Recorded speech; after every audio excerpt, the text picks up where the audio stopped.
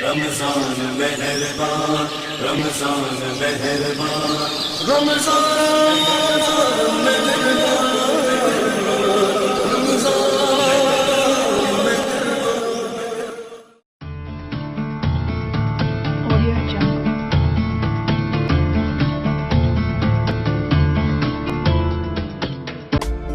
Wisdom PU science college Bidar. Quality education यहाँ पर मिलेगा। इस कॉलेज में लेबोरेटरी, लाइब्रेरी, उसके साथ साथ बेंगलुरु और बीजापुर से एक्सपर्ट लेक्चरर्स उपलब्ध है, जिन्होंने आपको नीट, सीईटी, जेईई और आईआईटी के लिए कोचिंग देंगे। और एक विशेषता यहाँ पर है कि गर्ल्स और बॉयज को अलग अलग कैंपस उपलब्ध है। उसके साथ साथ स्टूडेंट्स के रेस्पेक्ट और सिक्योरिटी हमारा फर्ज है। इसीलिए तो हमारे कॉलेज में पढ़े हुए स्टूडेंट्स आज डॉक्टर, इंजीनियर और प्रोफेशनल्स बनकर उनका जीवन सफल बना चुके हैं। इसीलिए आप भी आज ही हमारे कॉलेज में एडमिशन कीजिए। 10th में जब पास हुआ तो रिजल्ट डिस्टिंक्शन भी नहीं था। विजडम बहुत अच्छा है और उसकी तालीम बहुत अच्छी है, इसलिए मैंने वहाँ पे सेकंड ईयर पीयूसी का एग्जाम पास में सरप्राइज रह गया। उस वक्त मैं बीदर डिस्ट्रिक्ट का टॉपर रहा। जो ब्रिम्स में जो फर्स्ट ईयर में एमबीबीएस से जो कर रहा हूँ वो सिर्फ विजडम की वजह से है।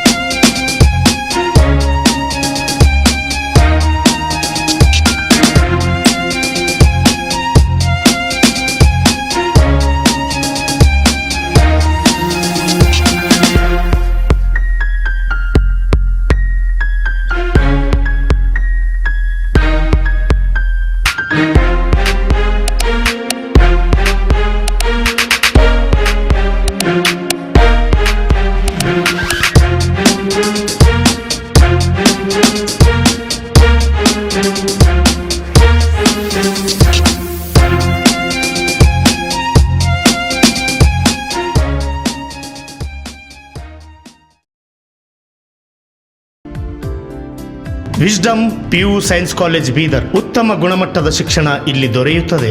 ಈ ಕಾಲೇಜಿನಲ್ಲಿ ವಿದ್ಯಾರ್ಥಿಗಳಿಗಾಗಿ ಪ್ರಯೋಗಾಲಯ, ಗ್ರಂಥಾಲಯ, ಬೆಂಗಳೂರು ಮತ್ತು ಬಿಜಾಪುರ ಮೂಲದ ಪ್ರಾಧ್ಯಾಪಕರಿದ್ದು ವಿಶೇಷ ತರಬೇತಿದಾರರಾಗಿದ್ದಾರೆ। ನೀಟ್, ಸಿಇಟಿ, ಜೆಇಇ ಮತ್ತು ಐಐಟಿಗಳಿಗಾಗಿ ನಿಮ್ಮನ್ನು ಸಜ್ಜುಗೊಳಿಸುವರು। ಅದಲ್ಲದೆ ಯುವಕ ಮತ್ತು ಯುವತಿಯರಿಗಾಗಿ ಪ್ರತ್ಯೇಕ ಕ್ಯಾಂಪಸ್ಗಳ ಸೌಲಭ್ಯವಿದೆ। ಅದರ ಜೊತೆಗೆ ವಿದ್ಯಾರ್ಥಿಗಳ ಗೌರವ ಮತ್ತು ರಕ್ಷಣೆ ನಮ್ಮ ಹೊಣೆಯಾಗಿದೆ। ಆದ್ದರಿಂದಲೇ ನಮ್ಮ ಕಾಲೇಜಿನಲ್ಲಿ ವ್ಯಾಸಂಗ ಮಾಡಿದ ಅನೇಕ ವಿದ್ಯಾರ್ಥಿಗಳು ಡಾಕ್ಟರ್, ಇಂಜಿನಿಯರ್ ಮತ್ತು ಪ್ರೊಫೆಷನಲ್ಸ್ಗಳಾಗಿ ಭವಿಷ್ಯ ಕಂಡಿದ್ದಾರೆ। ಹಿಂದೆ ನೀವು ಕೂಡ ನಮ್ಮ ಕಾಲೇಜಿನಲ್ಲಿ ಪ್ರವೇಶ ಪಡೆದುಕೊಳ್ಳಿ, ನೀವು ಕೂಡ ನಿಮ್ಮ ಭವಿಷ್ಯ ಉಜ್ವಲಗೊಳಿಸಿ।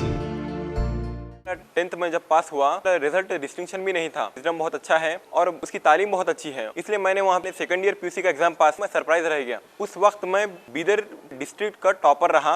जो ब्रिम्स में जो फर्स्ट ईयर में एमबीबीएस से जो कर रहा हूँ वो सिर्फ विजडम की वजह से है। अल्हम्दुलिल्लाह रब्बिल आलमीन वल आखिबतु लिल मुत्तक़ीन वस्सलातु वस्सलामु अला सय्यिदिल अंबियाइ वल मुरसलीन व अला आलिहि व अस्हाबिहि तय्यिबीन ताहिरीन, अम्मा बाद, फ़अऊज़ु बिल्लाहि मिनश शैतानिर रजीम, बिस्मिल्लाहिर रहमानिर रहीम, अल्हम्दुलिल्लाह रब्बिल आलमीन। नाज़रीन हज़रात, अस्सलामु अलैकुम व रहमतुल्लाहि तआला व बरकातुहू। आप देख रहे हैं माह रमज़ान की फजीलत प्रोग्राम जो आपके लिए आरएस डिजिटल चैनल लेकर आया है, और अल्हम्दुलिल्लाह मैं हूँ आपका मेज़बान सैयद सिराजुद्दीन नूरी। मेरे प्यारे आका सल्लल्लाहु तआला अलैहि वसल्लम के प्यारे दीवानों, अल्लाह के नबी सल्लल्लाहु तआला अलैहि वसल्लम एक मरतबा जुमा का खुतबा देने के लिए मिंबर पर तशरीफ़ ले गए, तो तीनों मिंबर पर आपने आमीन आमीन की सदाएँ लगाई। जब खुतबा मुकम्मल हुआ, नमाज मुकम्मल हुई, इसके बाद सहाबा इकराम ने अर्ज़ किया, रसूलुल्लाह सल्लल्लाहु तआला अलैहि वसल्लम आपने आज 3 मरतबा मिंबर पर चढ़ने से पहले सुबहान अल्लाह कहा है। तो अल्लाह के नबी सल्लल्लाहु तआला अलैहि वसल्लम इरशाद फरमाते हैं कि जब मैं पहले मिंबर पर कदम रखा تو سدرا سے جبریل علیہ السلام تشریف لائے اور انہوں نے دعا فرمائی. انہوں نے دعا یہ فرمائی کہ اے اللہ، جس کے سامنے محمد صلی اللہ تعالی علیہ وسلم کا نام آئے، اگر وہ جو ہے نا آپ کی ذات پر درود نہ پڑے تو وہ ہلاک و برباد ہو جائے اور ناخاک ہو جائے. میرے پیارے آقا صلی اللہ علیہ وسلم کے پیارے دیوانوں، اس کے بعد پھر دوسرے آمین کے مطابق پوچھا گیا تو اللہ کے نبی صلی اللہ علیہ وسلم نے فرمایا کہ جب دوسری مرتبہ میں نے آمین اس لیے کہا کہ سدرا سے جبریل علیہ السلام نے دعا فرمائی کہ اے اللہ، جو جس کے ماں باپ بوڑھے ہو جائیں اور وہ ان کی خدمت نہ کرے، ان کو راضی نہ کرے، وہ بھی جو ہے نا تباہ و برباد ہو جائے، تو میں نے اس پر بھی آمین کہا.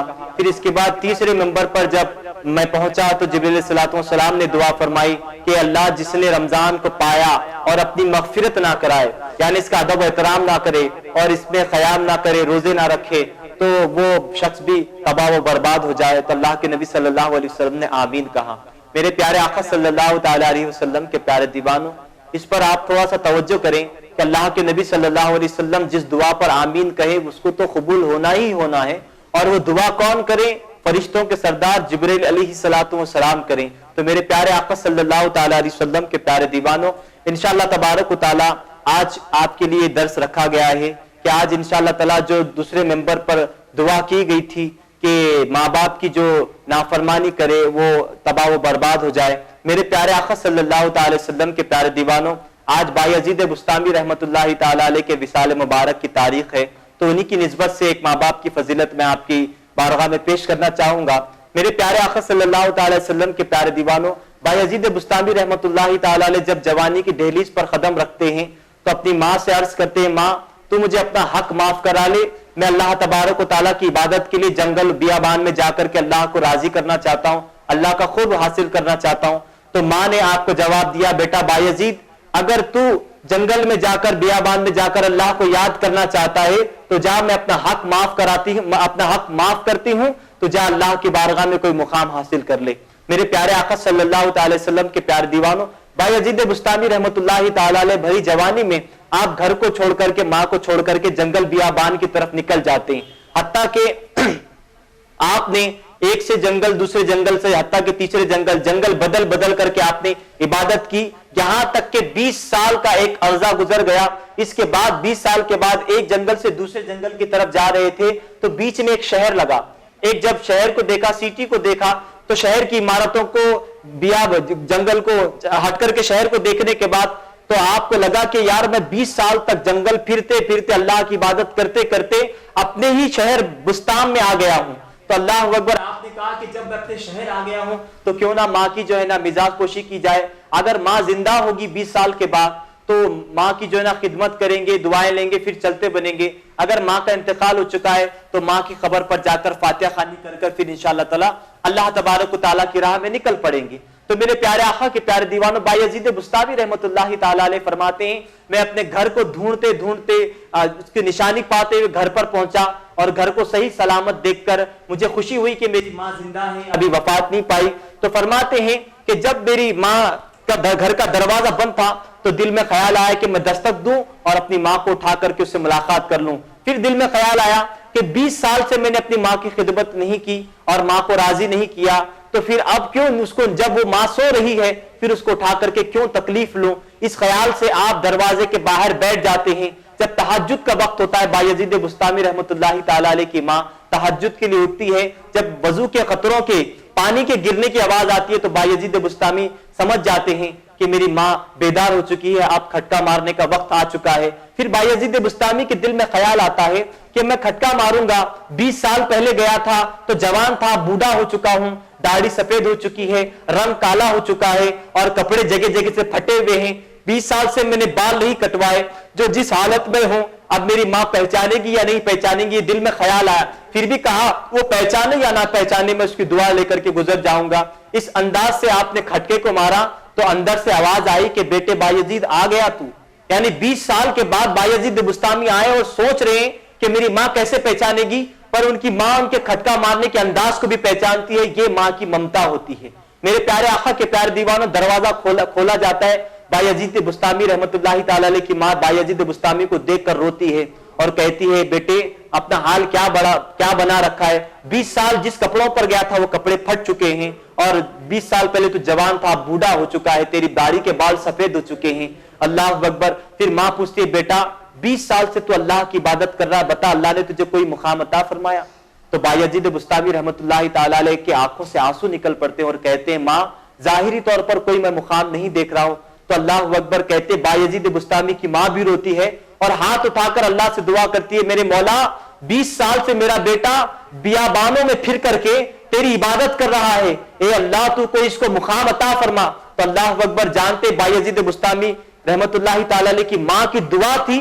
بایزید بستامی فرماتے 20 سال کی عبادت سے مجھے وہ مقام نہیں ملا جو میری ماں کی ایک لمحے کی دعا سے مقام مل گیا. میرے پیارے آقا کے پیارے دیوانوں، ماں کی دعا لیا کریں، اور ماں کی دعا ایسی دعا ہے کہ اللہ اکبر. اللہ کے نبی فرماتے ماں کی دعا اللہ تبارک و تعالیٰ رد نہیں فرماتے. ایک کال آئے لے لیتے. السلام علیکم. السلام علیکم بھائی. وعلیکم السلام. جی کون اور کہاں سے بات کر رہے ہیں؟ میں واجد بات کر رہا ہوں. جی واجد بھائی جی بتائیے کہاں سے بات کر رہے ہیں؟ میں ادھر سے بات کر رہا ہوں. جی سوال بتائیے. سوال میں بھی یہ پوچھنا تھا جو اپن جو تھوک آتا نا تھوک اپنا اچھا روزے میں کیا معلوم تھوک نکلے تو مکروہ ہوتا روزہ. اچھا ٹھیک ہے انشاءاللہ تعالیٰ ضرور بتایا جائے گا. جی سنیے پوری بات سنیے میری. جی بتائیے.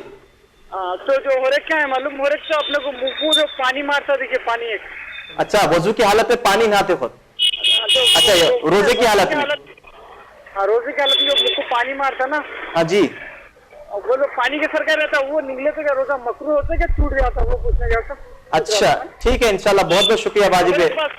جی بات سنیے پوری بات سنیے آپ میری. ہاں ٹھیک ہے بتائیے. اور کیا معلوم میں کیا ٹی وی پہ لائیو نہیں دیکھ رہا آپ سے ڈائریکٹلی میں سوال کا جواب پوچھنا چاہ رہا ہوں اس لیے. اچھا تو آپ ڈائریکٹلی جواب چاہتے ہیں؟ جی ڈائریکٹلی چاہتا ہوں. جی مائک ڈائریکٹ دینا چاہیے. جی ہاں جاوید بھائی سماعت کیجیے، مفتی صاحب آپ کے جواب دے رہے ہیں. بسم اللہ الرحمن الرحیم.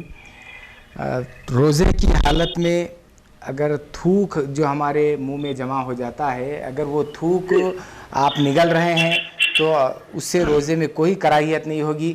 ہاں البتہ آپ وہ تھوک کو بار بار تھوک رہے ہیں جس کی وجہ سے آپ کی طبیعت میں نقص پایا جا رہا ہے، کمزوری پایا جا رہا ہے، تو یہ مکروہ ہے. تھوک کا نگلنا مکروہ نہیں ہے. تھوک تو جیسا روڈنگ میں آتا ہے آپ اس کو نگل سکتے ہیں. اور دوسرا جو پانی مارتا ہے وہ پانی کے متعلق بھی یہ ہے کہ اس کے بھی نگلنے سے آپ کا روزہ نہیں جاتا. ہاں البتہ پانی کو جمع کر کے اگر نگل رہے ہیں تو روزہ چلے جائے گا. گودام میں جا کر جی جی جی بہت جی بہرحال جو ہے اگر منہ کو جو آپ کا پانی مارتا ہے اگر وہ پانی اگر آپ جمع کر کے نگل رہے ہیں بال ارادہ تو تب آپ کا روزہ چلے گا. جو عام تھوڑا بہت پانی جو رہتا ہے آپ نگلتے رہتے ہیں جیسا تھوک نگلتے رہتے ہیں اس سے آپ کا روزہ نہیں جائے گا، بالکل آپ کا روزہ باقی رہے گا. بہت بہت شکریہ، جزاک اللہ ماجد کے فون کرنے کے لیے. تو ناظرین حضرات ماں باپ کی بہت زیادہ فضیلت ہے، ماں باپ کی خدمت کریں، ماں باپ کی دعا لیں انشاءاللہ تعالیٰ. آئیے اب خیرت کلام پاک کا وقت ہو جاتا ہے. میں خیرت کلام پاک کے لیے عالم دین حافظ و قاری غلام افروز نظامی صاحب کو دعوت سخن دیتا ہوں کہ خیرت کلام پاک کی تلاوت کرنے کا شرف حاصل فرمائیں. جی افروز صاحب. اعوذ باللہ من الشیطان الرجیم بسم اللہ الرحمن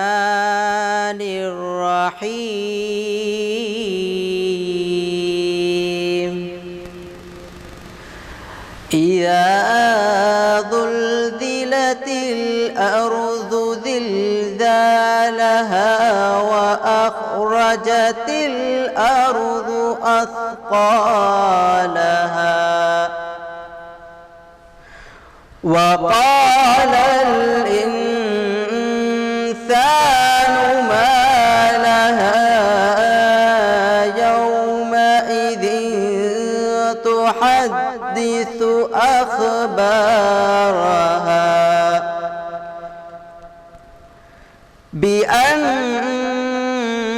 ربك أوحى لها يومئذ يصدر الناس أشتاتا يومئذ يصدر الناس أشتاتا أشتاتا ليروا أعمالهم فمن يعمل مثقال ذرة خيرا يره فمن يعمل مثقال ذرة خيرا يره ومن يعمل مثقال ذرة شرا يره صدق اللہ العظیم۔ سبحان اللہ سبحان اللہ۔ یہ تھے ہمارے عالم دین حافظ و قاری غلام مفروض نظامی صاحب، الحمدللہ خوبصورت آواز میں خیرت کلام پاک پڑھ رہے تھے۔ اللہ تعالی ہم سب کو خیرت کلام پاک پڑھنے کی نیک توفیق و رفیق عطا فرمائیے۔ آئیے میں اب اس شخصیت کی طرف متوجہ ہوتا ہوں جو بدر کی بڑی معروف شخصیت، میری مراد حضرت علامہ مولانا عالم و مفتی سید سراج نظامی کامل جامعہ نظامیہ سے حضرت میں آپ کا استقبال کرتا ہوں۔ السلام علیکم ورحمۃ اللہ وبرکاتہ۔ الحمدللہ حضرت بانی و ناظم روضہ مشن اسکول و روضۃ البنات جو علی باغ میں آپ کا چلتا ہے، الحمدللہ آپ جو ہے نا دنیاوی اور دینی خدمت بھی حضرت انجام دے رہے ہیں۔ میرے پیارے آقا صلی اللہ علیہ وسلم کے پیارے دیوانوں، آئیے کچھ سوالات رہ چکے ہیں، حضرت اس سوال کے جوابات لیتے ہیں۔ جی حضرت کچھ سوال رہ چکے تھے، حضرت رمضان میں سب سے افضل عبادت کیا ہے؟ اس سے چالو کرتے ہیں۔ رمضان میں سب سے افضل عبادت کیا ہے؟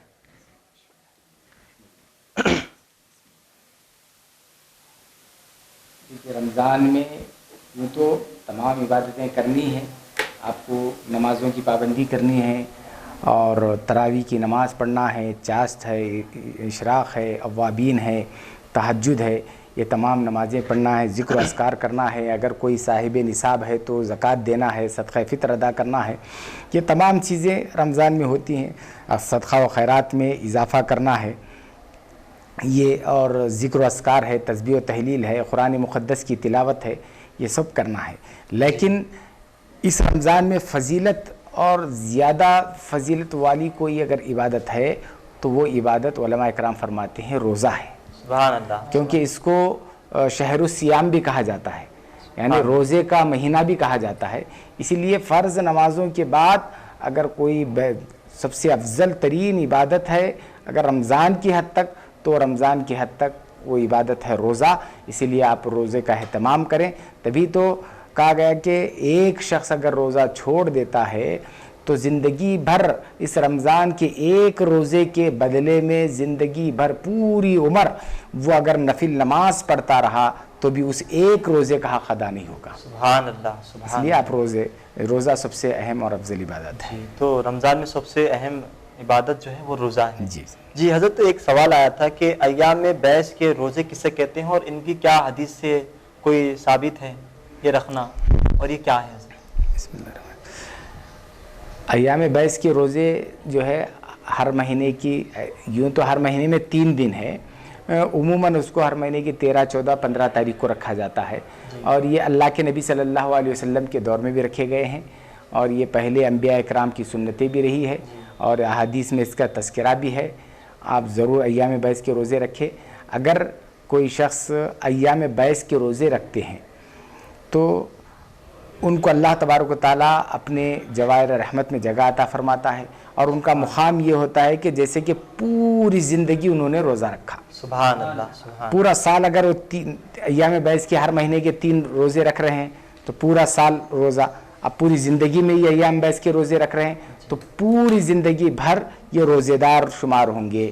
اب جیسے کہ ایک کوئی نیکی کرتا ہے تو اللہ رب العزت کہتا ہے ایک نیکی کے بدلے اللہ تعالیٰ 10 نیکیاں دیتا ہے۔ سبحان اللہ۔ اب ایام بیس کے 30 دن میں 3 روزے رہ رہے ہیں، آپ دیکھیے 3 روزے اگر رہیں گے تو 10 کے حساب سے آپ دیکھیے 30 دن کا ثواب اسے مل رہا ہے۔ سبحان اللہ، تو پورے یہ 3 روزوں کو 30 دن کا ثواب، اس طرح ہر مہینے میں اگر 3 دن وہ رہتا جائے تو علماء فرماتے ہیں کہ پورا سال اس نے روزہ رکھا۔ سبحان تو اللہ، یہ ثواب ہے ایام بیس کا، آپ اس کو رکھیے۔ ایام بیس کے روزے رکھنا حدیث پاک سے ثابت ہے، اللہ کے نبی صلی اللہ علیہ وسلم کے صحابہ سے ثابت ہے، آپ اس کو رکھ سکتے ہیں۔ جی حضرت یہ ایام بیس یعنی چاند کی قمری تاریخ کی 13، 14، 15 جی کے ہر مہینے میں یہ رکھنا جو ہے نا سنت رسول اللہ صلی اللہ علیہ وسلم اور انبیاء کی سنت ہے۔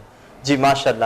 حضرت یہ تھوڑا مسافر کے مطابق، کیونکہ ابھی شاپنگ کا تھوڑا جو ہے نا رمضان میں کوئی یہاں سے شاپنگ کرتا ہے، کوئی ممبئی جاتا ہے، کوئی حیدرآباد جاتا ہے، تھوڑا سا اس کے مسافر کے مطابق تھوڑا حضرت یہ مسافر شرعی کسے کہتے ہیں؟ مسافر شرعی کون ہیں؟ بسم اللہ الرحمن الرحیم. مسافر کی جو قسمیں بتائی گئی ہے، ایک ہے مسافر شرعی. تو وہ مسافر شرعی کسے کہتے ہیں؟ جو شخص اپنے وطن سے سفر کا ارادہ کرے جی، اور سفر کے ارادے سے نکلے، اور جہاں اس کی منزل ہے اس منزل میں وہ 15 دن سے کم ٹھہرنے کا ارادہ رکھے. جی بھائی جا رہے ہیں، جانے کے بعد 15 دن سے کم مدت وہ اس منزل پہ، اس گاؤں میں، اس شہر میں ٹھہرنے کا جو ہے ارادہ رکھے، تو اس صورت میں اسے مسافر شرعی کہتے ہیں. تو اگر کوئی 15 دن سے زائد کا ارادہ رکھ رہا ہے تو پھر وہ مسافر نہیں رہا، وہ مقیم کہلائے گا.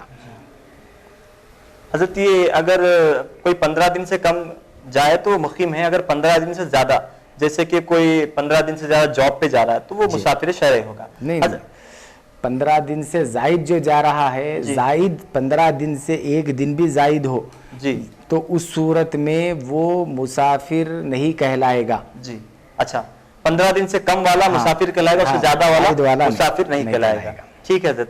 یہ حضرت کتنے کلومیٹر سے جو ہے نا ہم نماز قصر کر سکتے ہیں؟ اچھا، یعنی اب ہم مسافر ہو گئے تو کتنے کلومیٹر سے مسافر ہوں گے، اور اس کے بعد ہمارے نماز پڑھنے کا کیا حکم ہوگا؟ کیسے نماز پڑھیں گے؟ ہم قصر کریں گے یا پوری نماز پڑھیں گے؟ جیسے ہم بیدر سے نکل رہے ہیں جی، تو اب میں بتا دوں، بیدر سے آپ نکلتے ہیں تو بیدر کی یہ پورے بلڈنگ وغیرہ چھوڑ دیجئے آپ. اس کے بعد نوبات کا علاقہ چھوڑ دیجئے.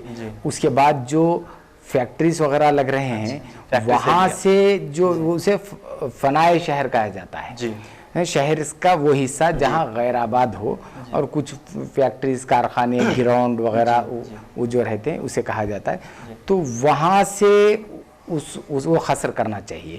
تو وہ کتنے کلومیٹر؟ تو فقہ میں کہا گیا ہے کہ 48 میل کا حکم دیا گیا. 48 میل پر احناف کا بھی ہے، شوافی وغیرہ کا بھی، تمام کا فتویٰ اس پہ یہی ہے کہ 48 میل شرعی پہ، جو میل شرعی الگ ہوتا ہے، یہ 48 میل جو گورنمنٹ کا ہے وہ الگ ہے. تو 48 میل شرعی پر جو ہے اس کو قصر واجب ہو جاتی ہے. تو وہ 48 میل شرعی کا ارادہ کر اگر فنائے شہر سے باہر نکل جائے تو فنائے شہر سے اس پر قصر لازم ہو جاتی ہے، واجب ہو جاتا ہے نماز میں قصر کرنا. اور اب اس کو جدید اوزان کے حساب سے اگر دیکھا جائے تو اس میں 2 اقوال ہیں. ایک ہے 92 کلومیٹر کا ایک ہے، اور ایک ہے 77 کلومیٹر. یعنی 77 کلومیٹر کا اگر آپ سفر کرنا چاہتے ہیں، یعنی یہاں سے آپ گلبرگے کا سفر کر لیے ہیں، تو یہاں سے گلبرگے کا سفر کرتے ہیں تو 92 کلومیٹر بھی ہو گیا، وہ 77 کلومیٹر بھی آ گیا. اگر جس کو 77 کلومیٹر پر جس کو یقین ہو آپ 77 کلو پہ مار لیجئے. اگر 92 کلومیٹر دور کا ماننا چاہتے تو 92 کلومیٹر پہ جانے کے بعد آپ قصر کر لیجئے. تو بہرحال جو ہو 92 کلومیٹر یا 77 کلومیٹر، 77 میں بھی 77.25 کلومیٹر ہے، یہ بھی ذہن میں رکھیے، 77.25 کلومیٹر ہے. تو اب یہ 77.25 کلومیٹر تک کا آپ کا سفر کا ارادہ ہے کہ میں بیدر سے لے کے 77 کلومیٹر دور تک کا سفر کر رہا ہوں، تو آپ مسافر ہیں. آپ جیسا فنائے شہر کے باہر چلے جائے تو آپ کو قصر کرنا ہے. اچھا حضرت، اب اس لحاظ سے حیدرآباد بھی جائیں گے تو ہم مسافر ہی ہوں گے؟ مسافر، بالکل مسافر رہیں گے. جی حضرت، یہ نماز مسافر کی کیسے پڑھنی چاہیے؟ جیسے قصر کرنا ہے نماز، اب جیسے ہم مسافر ہو گئے تو اب وہاں پہ ظہر کی نماز جو ہے نا، کیا اس میں ہم کمی کریں گے یا پوری ظہر کی نماز پڑھیں گے؟ عصر کی نماز ہے 2 رکعت والی ہے، 4 رکعت والی ہے، اور مغرب کی 3 رکعت والی ہے. تو ان نمازوں کو ہم جو ہے نا مسافر کی حالت میں یہ نمازوں کیسے قصر کریں گے؟ قصر صرف 3 نمازوں میں ہے، ظہر، عصر اور عشاء میں ہے. یہ 3 ہی نمازوں میں جو ہے 4 رکعت والی جو نماز ہے اس کو 2 رکعت سے بدل کے پڑھنا ہے. 2 رکعت پڑھنا ہے. 2 رکعت کی اللہ رب العزت نے چھوٹ دے رکھی ہے، لیکن ثواب میں کمی نہیں ہے. آپ کو پورے کا پورا 4 رکعت کا ثواب اللہ عطا فرمائے گا، لیکن آپ کو 2 رکعت کو اللہ نے راحت دی ہے. آپ اس راحت سے فائدہ اٹھائیں. فجر کی نماز کیونکہ 2 رکعت ہوتی ہے، اس میں کوئی قصر نہیں ہے، آپ کو پوری 2 رکعت نماز پڑھنا ہے. اور اسی طرح مغرب کی نماز ہے، مغرب کی نماز 3 رکعت ہے، آپ کو پوری 3 رکعت پڑھنا ہے، اس میں 1 رکعت کی قصر نہیں کرنا ہے. اچھا، تو ظہر اور اثر عشاء میں 2 رکعت کم کر کے قصر کر کے پڑھنا ہے، مغرب اور فجر کی پوری پڑھی جائے گی۔ جب حضرت یہ قصر جب فرض میں کری جاتی ہے تو کیا جو ظہر سے پہلے کی 4 رکعت سنت ہیں، پھر بعد والی 2 سنت ہے، پھر 2 نفل ہیں، اثر سے پہلے والی عشاء کی، جو ان کا کیا حکم آئے گا؟ کیا ان کو پوری پڑھیں گے یا ان کو چھوڑ دیں گے؟ دیکھیے جو قصر کا حکم ہے وہ صرف اور صرف فرض نمازوں کے لیے ہے۔ سنتیں آپ اگر پڑھ رہے ہیں، ٹائم آپ کو مل رہا ہے تو آپ پڑھیے، پوری پڑھنا پڑے گا، سنتیں مکمل پڑھنا ہے، اور آپ کو قصر جو کرنا ہے صرف فرض نمازوں میں ہے۔ اچھا، تو حضرت یہ نمازوں میں جب قصر ہے تو پھر مسافر کو روزے کا کیا حکم ہوگا؟ مسافر اب جیسے مسافر ہوگا، جیسے 72 ہے، 92 ہے، یہ کلومیٹر پہ 77 92 کلومیٹر، جب یہ اس تام سفر کریں گے تو پھر روزے کا کیا حکم ہوگا؟ روزہ رکھیں گے یا روزے کو بھی قصر کرنا پڑے گا؟ مسافر کے لیے اللہ نے چھوٹ دی ہے، بیمار ہے، مسافر ہے، یا اتنا کمزور ہے کہ ڈاکٹرز کہے جو ہیں کہ تم روزہ نہیں رکھ سکتے، مت رکھیے، تو ان تمام کو اللہ رب العزت نے چھوٹ دی ہے کہ آپ روزہ نہ رکھیں۔ سفر میں جا رہے ہیں تو آپ ضرور جائیے اور آپ روزہ نہ رکھیں۔ اگر آپ روزہ رکھ چکے ہیں، اگر آپ اس کو تکمیل نہیں کر سکتے، آپ کو مشقت کا اندازہ ہے، تو اس صورت میں آپ روزے کو توڑ سکتے ہیں اور کھا پی سکتے ہیں، اس کے بعد وہ روزہ آپ کو قضا ادا کرنا پڑے گا۔ اور جو روزہ آپ نے سحر ہی نہیں کی اور سفر میں چلے گئے، آپ کو معلوم ہے کہ میں مسافر ہوں، مجھ پر روزہ نہیں ہے، اسی لیے میں جو ہے اس کو ترک کر رہا ہوں اور اس کا سحر ادا نہیں کیا، تو سحر نہیں کھائی ہے، تو اس صورت میں آپ کو لیے ضروری یہ ہے کہ آپ جو ہے روزے کے چھوڑ کر جا رہے ہیں تو اس دن کا بھی روزہ آپ کو رہنا ہے۔ اچھا، تو حضرت یہ روزے کو جب چھوڑنے کا، جیسے کہ اب معمولی سے ہم 120 کلومیٹر حیدرآباد جا رہے ہیں، تو کیا اتنے سفر کے لیے بھی ہم چھوڑ سکتے ہیں، یا ہم کو سفر میں کیا ہم اگر سحری یہاں پر ہم کو ملتی ہے تو کیا ہم تبھی بھی روزہ چھوڑ سکتے ہیں؟ جیسے کہ سحری ہم نے یہاں پہ کر لی، کیونکہ بعض علماء تو یہی کہتے ہیں کہ ایسا تو جو سفر میں سحری ملے اس کو چھوڑنے کی اجازت ہے، بعض ایسا کہتے ہیں کہ یہاں پہ اگر سحری ملتی ہے تو کر لیں، پھر اس کے بعد جو ہے نا وہ سفر میں سو کر لیں، پھر اس کے بعد جو سفر میں سحری ملے گی اس کا روزہ آپ چھوڑ سکتے ہیں، تو حضرت اس کا کیا حکم آئے گا؟ مسئلہ یہ نہیں ہے، آپ اگر سفر کا ارادہ کرے ہیں تو آپ مکمل طور پہ سحر نہیں بھی کرے ہیں تو چل جائے گا، آپ ہمت کر کے کر لیے ہیں اور راستے میں آپ کے جسم جو ہے جواب دے گیا ہے تو آپ اس وقت افطار بھی کر سکتے ہیں اور وہ روزے کو بعد میں آپ ادا کریں، اور جو سرے سے سحری نہیں کیے ہیں یہ بھی روزہ آپ کو بعد میں ادا کرنا ہے، کیونکہ مسافر کے لیے گنجائش رکھی گئی ہے، اور اگر کوئی مسافر ہے پھر بھی روزہ رہ رہے ہیں اور تو روزہ ہو جائے گا، الحمدللہ کوئی مسئلہ نہیں ہے اس میں آپ کے روزے کے متعلق۔ جی حضرت، یہ اگر اب ہم مسافر ہیں، ہم نے روزہ چھوڑ دیا، تو کیا روزے دار جو مسافر ہے کیا وہ روزے کے بدلے فدیہ دے سکتا ہے؟ دیکھیے، فدیہ جو دینا ہے وہ شیخ فانی کو دینا ہے، جی، ایسا آدمی جو بعد میں صحت مند نہیں ہو سکتا، جی، ڈاکٹر بول دیے ہیں کہ آپ اتنے کمزور ہیں کہ اب تم پوری حیات میں پھر آپ اتنے صحت مند نہیں ہو سکتے کہ جس کہ آپ پھر سے روزہ رکھ سکیں، بھوک اور پیاس کو برداشت کر سکیں، آپ کا جسم اس بات کی گواہی نہیں دے گا۔ ڈاکٹر اگر آپ کو تصدیق کر دیں، وہ بھی ڈاکٹر مسلم ڈاکٹرز جو شریعت سے واقف ہوں اور روزے کی اہمیت اور فرضیت سے واقف ہو، ایسے ڈاکٹرز نے کہہ دیا ہے کہ آپ زندگی بھر آپ صحت مند نہیں ہو سکتے، تو ایسے آدمی کو فدیہ دینا ہے، ہر روزے کے بدلے ایک روزے کے بدلے ایک صدقہ فطر کا فدیہ دینا ہے اس آدمی کے لیے۔ لیکن مسافر سفر کے بعد پھر سے وہ حاضر ہوگا، اپنے وطن آئے گا، جب وطن کو آئے گا تو اس صورت میں پھر اس کو قضا ادا کرنا ہے، اور ایسا مریض جو بعد میں صحت مند ہو رہا ہے تو جب صحت مند ہو جائے گا تو اس کی بھی قضا ادا کرنا ہے۔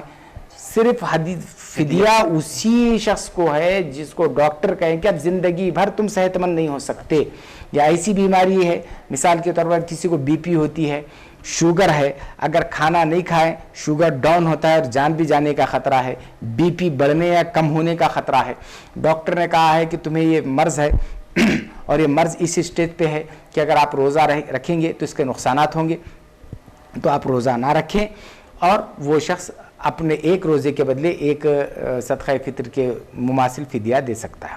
اچھا حضرت، تو پھر یہ تو مسافر کا ہو گیا کہ یہ جو ہے نا یہ فدیے کا ہو گیا کہ جو ضعیف ہیں، جو آگے جا کر صحت مند ہونے کا جو ہے چانسز نہیں ہے، ان کے لیے فدیہ ہے. جی. اب جو یوں ہی چھوڑ دیتے ہیں روزے کو، پھر ان کے لیے کیا ہے؟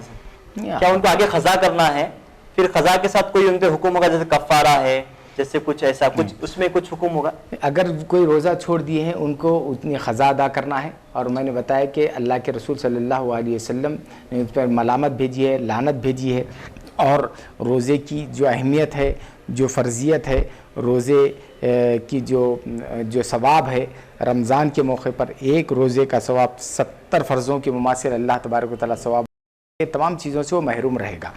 لیکن جو آپ کفارہ ہے، کفارہ کی صورت یہ ہے کہ روزہ رہنے کے بعد بالارادہ روزہ توڑ دینا، تو بغیر کسی مجبوری کے، بغیر کسی عذر کے، وہ باضابطہ طور پر سوچ سمجھ کر اگر وہ روزے کو توڑ رہا ہے تو اس صورت میں اس پر کفارہ ہے. حضرت یہ کفارہ اس کو کیسے ادا کیا جائے گا؟ جیسے کہ بعض علماء کہتے ہیں، اس میں تھوڑا اختلاف آتا ہے، تھوڑا اس میں تھوڑی وضاحت چاہوں گا. جی. ویسے کفارے کے مطابق کہتے ہیں کہ ایک غلام آزاد کرنا، پھر 60 مسکینوں کو کھانا کھلانا. تو اس میں پھر نہ تو ایک جو ہے نا اس کے ہدیے کے مطابق کیا کرنا چاہیے کہ 60 مسکینوں کو کھانا کھلانا چاہیے یا غلام آزاد کرنا، کیونکہ غلام کا تو دور نہیں ہے. پھر اس کے بعد وہ کچھ صدقہ بھی دیتے ہیں، اس کے مطابق کیا کرنا چاہیے؟ نہیں، اس میں علماء اکرام کے کوئی زیادہ اختلافات نہیں ہیں. پہلی یہ بات ہے کہ یہ دیکھیے اس دور میں غلام کا رواج نہیں ہے. اللہ کے نبی صلی اللہ علیہ وسلم کے دور میں غلام رہتے تھے. اللہ کے نبی صلی اللہ علیہ وسلم کی آمد مبارک یہ ہوئی کہ غلاموں کو آزادی کا پروانہ دیا گیا. اللہ کے نبی تشریف لائے تو غلامی سے غلاموں کو آزادی ملی. باندیوں کا جو سسٹم تھا اس کو اللہ کے نبی نے ختم کر دیا. تو ختم کرنے کا طریقہ یہی تھا کہ آپ سے غلطی ہو گئی، غلام کو آزاد کر دو. یہ ان طریقوں سے اللہ کے نبی صلی اللہ علیہ وسلم کی یہ سنت مبارک رہی کہ غلاموں کو آزاد کیے گئے. آج اللہ کے نبی کی اس سنت کے صدقے و توفیل میں کوئی غلام باقی نہیں رہا. سبحان اللہ، سبحان اللہ. اللہ کا کرم ہے کہ پیارے آقا صلی اللہ علیہ وسلم کے احکامات ساری دنیا کے لیے مشعل راہ ہیں. پورے، چاہے اغیار ہو، چاہے کوئی مسلم ہو، غیر مسلم ہو، تمام کے لیے یہ نعمتیں غیر مترقبہ ہے، اس کو حاصل کیا جا سکتا ہے. اب یہ ہے کہ اللہ کے نبی صلی اللہ علیہ وسلم کے دور کے غلام تو اب نہیں ہیں، لیکن آج بھی کفارے کی ضرورت پیش ہو رہی ہے. تو کفارے کا کیا کرنا چاہیے؟ تو کفارے کے لیے یہ ہے کہ وہ 60 مسکینوں کو 2 ٹائم پیٹ بھر کر کھانا کھلا دے. پیٹ بھر کر 60 مسکینوں کو ایک روزے کا کفارہ ہے. 60 مسکینوں کو 2 ٹائم ایک وقت میں کھانا کھلا دے، یا 120 مسکینوں کو ایک وقت میں کھانا کھلا دے. حضرت ایسا بھی کر سکتے ہیں کہ ہم ایک مسکین کو یعنی صبح و شام اسی کو کھانا کھلائیں 60 دن تک؟ یہ بھی کر سکتے ہیں، یہ بھی کر سکتے ہیں. ایک ہی مسکین کو جو ہے 60 دن تک آپ کھانا کھلا سکتے ہیں، یا ایک ہی وقت میں جو ہے 120 کو، یا 60 کو 2 وقت میں. اس طریقے سے آپ کھانا کھلائیے، پیٹ بھر کر کھانا کھلائیے. یا اگر آپ کے پاس استطاعت نہیں ہے تو پھر آپ کے لیے ہے کہ اس ایک روزے کے بدلے 60 روزے رکھیں. ایک روزے کے بدلے 60 روزے رکھیں، وہ بھی پے در پہ لگاتار. ایسا نہیں کہ ہم آج ایک روزہ رکھ رہے ہیں 10 دن چھوٹ، پھر ایک روزہ رکھ رہے ہیں پھر 10 دن چھوٹ، ایسا نہیں. 60 روزے مسلسل پے در پہ، ایک کے بعد ایک کے بعد ایک، پورے لگاتار 2 مہینے کے روزے رکھنا. اور 2 مہینے وہ بھی خمری مہینے کے حساب سے 2 مہینے اس کے روزے رکھیں تو انشاءاللہ یہ کفارہ ادا ہو جائے گا. غلام آزاد کرنا، 60 دن روزے رکھنا، یا 60 مسکینوں کو 2 وقت میں کھانا کھلانا. ماشاءاللہ. حضرت مزید کلام کرتے ہیں انشاءاللہ تعالیٰ. ایک نعت پاک صلی اللہ علیہ وسلم کا وقت ہوتا سننے کے لیے. میں عالم دین حافظ و قاری غلام افروز صاحب کو دعوت دیتا ہوں کہ نعت پاک صلی اللہ علیہ وسلم پڑھنے کا شرف حاصل کرو.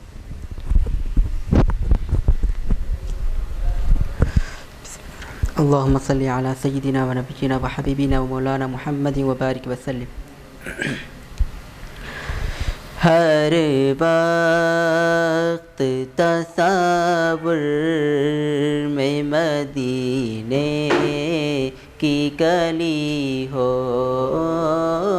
ہر وقت تصور میں مدینے کی گلی ہو، ہر وقت تصور میں مدینے کی گلی ہو، ہر وقت مدینے کی گلی ہو اور یاد محمد کی میرے دل میں بسی ہو اور یاد محمد کی میرے دل میں بسی ہو اے کاش میں بن جاؤں مدینے کا مسافر اے کاش میں بن جاؤں مدینے کا مسافر پھر روتی ہوئی طیبہ کو بارات چلی ہو پھر روتی ہوئی طیبہ کو بارات چلی ہو اے کاش مدینے میں مجھے موت یوں آئے اے کاش مدینے میں مجھے موت یوں آئے قدموں میں تیرے سر ہو میری روح چلی ہو قدموں میں تیرے سر ہو میری روح چلی ہو آقا کا گدا ہوں اے جہنم تو بھی سن لے آقا کا گدا ہوں اے جہنم تو بھی سن لے وہ کہتے جلے جو کہ غلام مدنی ہو کہتے جلے جو کہ غلام مدنی ہو اللہ کی رحمت سے تو جنت بھی ملے گی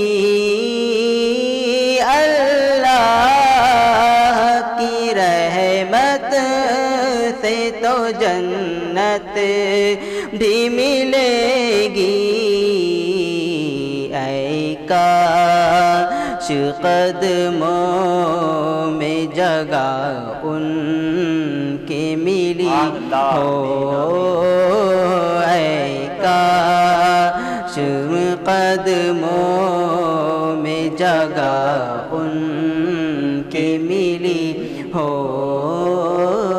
ہر وقت تصور میں مدینے کی گلی ہو یا محمد کی میرے دل میں بسی ہو سبحان اللہ سبحان اللہ. یہ تھے عالم دین حافظ القاری غلام اکبر نظامی صاحب جو اپنے خوبصورت انداز میں نعت پاک صلی اللہ تعالیٰ علیہ وسلم گنگنا رہے ہیں. تو انشاءاللہ تعالیٰ ناظرین حضرات آگے کچھ سوال رہ چکے ہیں انشاءاللہ تعالیٰ مفتی صاحب سے ان سوال کے جوابات طلب کرتے ہیں. حضرت تو بات مسافر کی چل رہی تھی کہ مسافر جو ہے نا 92 یا 77 کلومیٹر سے مسافر ہو جاتا ہے کیونکہ مشقتوں کی وجہ سے اللہ تبارک و تعالیٰ نے جو ہے نا ان کو چھوٹ دے رکھی ہے.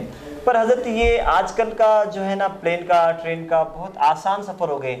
جیسے کہ پلین میں یہاں پر بیٹھا کئی ہزار کلومیٹر ہم 1 گھنٹے میں طے کر لیتے ہیں اور اے سی میں بیٹھ کر آرام سے بیٹھ کر کے جاتے ہیں. تو کیا اس سفر میں روزے چھوڑنے کی اجازت ہوگی؟ اس کا کیا حکم ہوگا حضرت؟ کیونکہ آج سفر بہت آسان ہو چکے ہیں. بسم اللہ الرحمن الرحیم.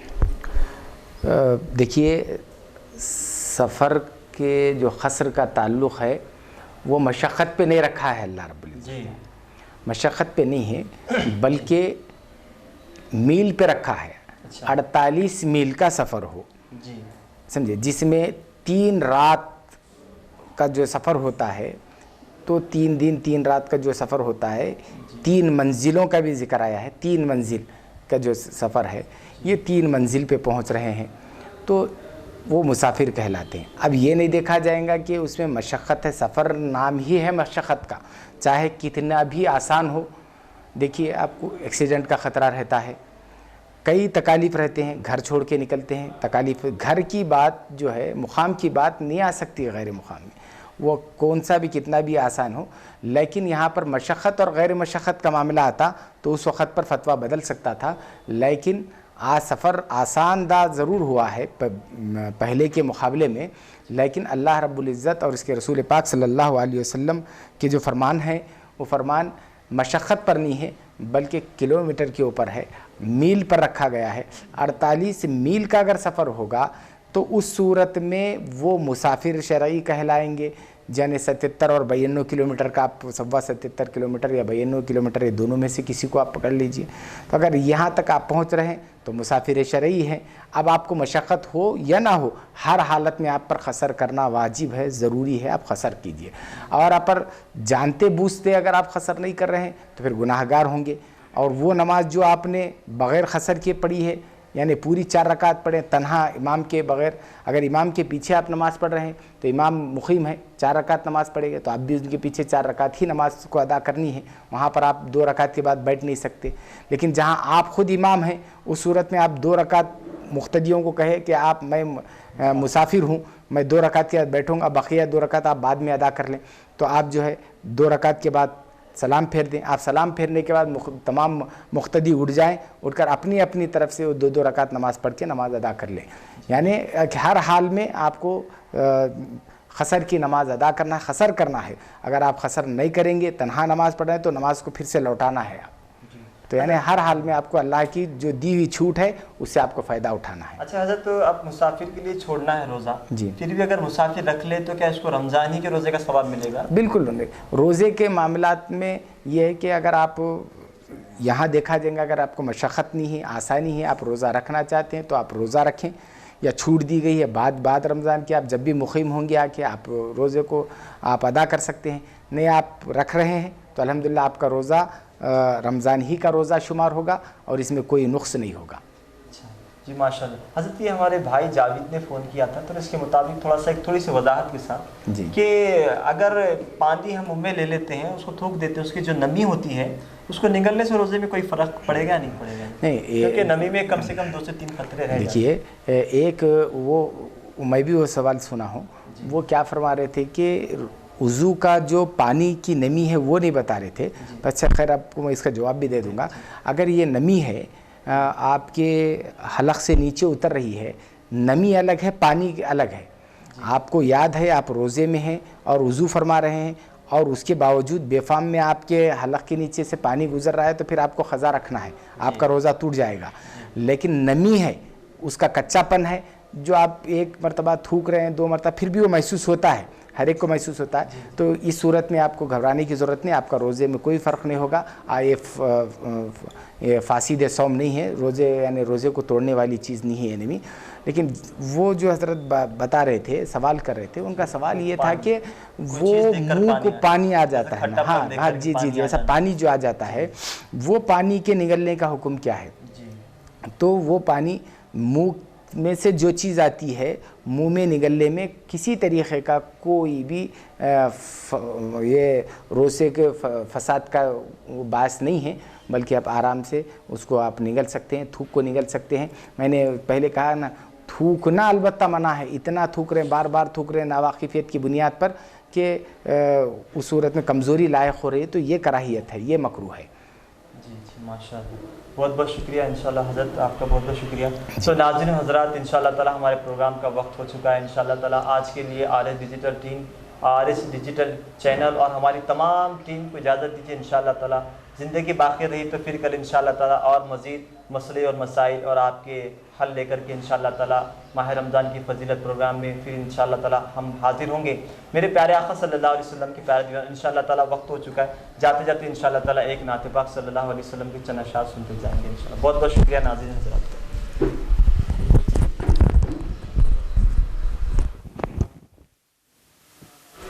بسم اللہ الرحمن الرحیم.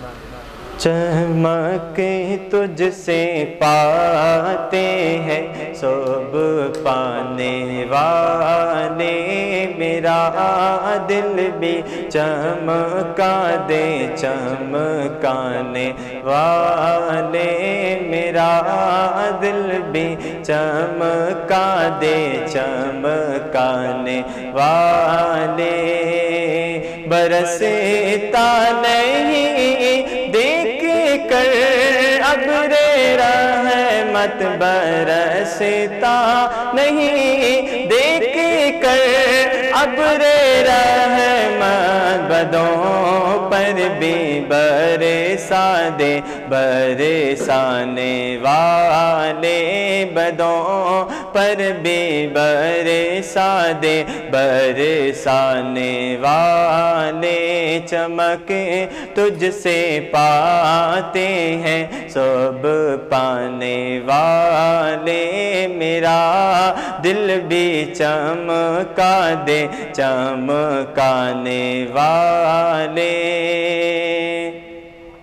تو زندہ ہے واللہ، تو زندہ ہے واللہ، تو زندہ ہے واللہ، تو زندہ ہے واللہ. میرے چشم عالم سے چھپ جانے والے، میرے چشم عالم سے چھپ جانے والے. چمک تجھ سے پاتے ہیں سب پانے والے. رضا نفس دشمن ہے دم میں نہ آنا، رضا نفس دشمن ہے دم میں نہ آنا. کہاں تم نے دیکھے ہیں چندرانے والے، کہاں تم نے دیکھے ہیں چندرانے والے. چمک تجھ سے پاتے ہیں سب پانے والے، میرا دل بھی چمکا دے چمکانے والے. ناظرین حضرات بہت بہت شکریہ، آپ نے ہمارے پروگرام کو دیکھا اور اپنے سوال کے جوابات کے لیے ہم کو کال کیا. آج کے لیے انشاءاللہ RS ڈیجیٹل چینل اور ہماری تمام ٹیم کو اجازت دیجیے. انشاءاللہ تعالیٰ زندگی باقی رہی تو کل پھر انشاءاللہ آپ سے ملنے کا شرف حاصل ہوگا. میں اللہ تبارک و تعالیٰ سے دعا کرتا ہوں اللہ کہنے سننے زیادہ عمل کرنے کی نیک توفیق و رفیق عطا فرمائے. وما علینا الا البلاغ المبین. السلام علیکم ورحمۃ اللہ تعالیٰ وبرکاتہ.